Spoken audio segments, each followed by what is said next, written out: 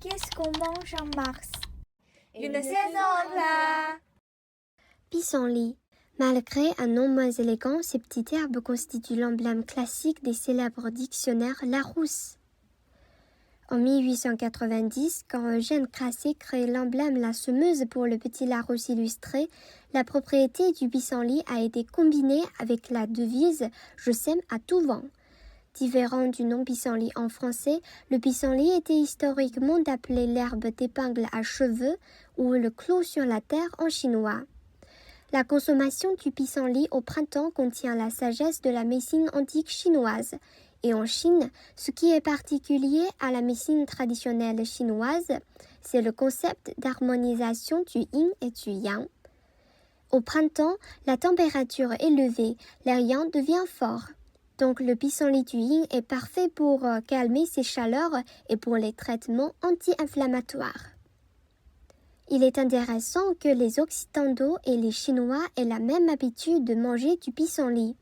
De l'Antiquité à nos jours, le pissenlit est fait en salade, soit à la chinoise ou à la française, en thé ou en café sur les deux continents. Et voilà ces pousses de bambou. Le panda géant, mignon comme tout, est bien aimé des gens dans le monde entier. Et son aliment préféré n'est rien d'autre que le bambou. Pour les Chinois, le bambou n'est pas seulement très convenable pour le sujet de la peinture ou de la poésie, mais aussi désirable, notamment pour ses tiges tendres et ses jeunes pousses dans la gastronomie chinoise. L'amour des Chinois pour les pousses de bambou est une source inépuisable d'inspiration qu'on ne peut pas résumer en quelques mots. Les pousses de bambou sont non seulement tendres et savoureuses, mais aussi nutritives. Les pousses de bambou ont des utilisations magnifiques dans de nombreuses prescriptions de médecine chinoise, telles que, en hiver, à cause du temps froid, on est vulnérable à la fièvre typhoïde. Pressez le jus des pousses de bambou fraîches, y ajoutez du sucre et prenez-le pour soulager la toux due à la chaleur des poumons. Faites cuisiner des pousses de bambou, de l'huile de sésame, de la sauce soja, de la liqueur, du sel fin et d'autres ingrédients ensemble. Ce remède vous aide à vous dégriser rapidement. En France, la plupart des pousses de bambou sont en conserve, tandis qu'en Chine, les jeunes pousses fraîches sont disponibles au marché.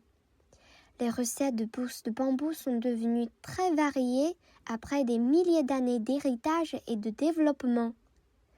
La région la plus fameuse pour cette cuisine est bien entendu celle de Tianan, dont les plats les plus représentatifs sont le soupe de viande salée aux pousses de bambou, des pousses de bambou braisées à l'huile, ou encore de la viande cuite à feu doux aux pousses de bambou.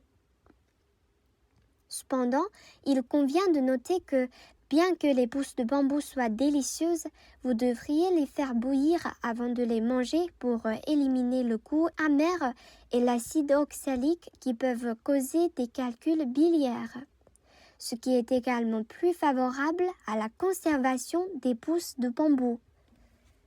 La nourriture, c'est la culture.